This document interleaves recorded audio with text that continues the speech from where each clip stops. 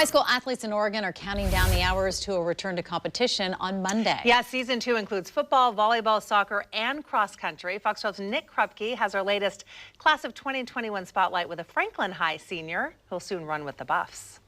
Robertson on the outside into the lead. I'm just gonna savor this time, especially with my teammates. So this is something I really love. Growing up in the shadows of Mount Tabor and next door to the Franklin High track, Charlie Robertson is rooted in running.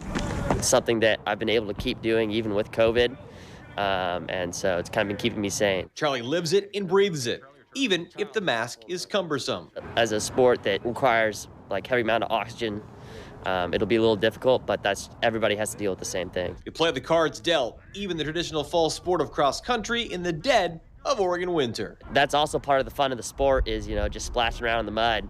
It's always an even playing field. A mudder and a heck of a runner. Charlie was 6A runner-up to his own teammate junior season as the Lightning bolted to the top of the cross-country podium as the boys team champs some 15 months ago. I'm really looking forward to all of them, especially since they got taken away from me. I've got, a new appreciation of it now that I'm looking at having them back. Runners need a push in competition, something Charlie and his counterparts haven't seen in a long while. Definitely one of the parts of sport that I love the most is, racing individually against people. That's something I'm really looking forward to. Robertson is also the reigning large school state champion in the 3,000 meters, now nearly 2 years ago after missing out on his junior track season. No matter what, just trying to leave a little bit of a lasting mark as a senior. I really want to lead my team a little bit too. After this final sprint with the Lightning, Robertson, who was a 4.0 student, will run with the Buffs, committing to the University of Colorado. It's always a top 5 program in the NCAA.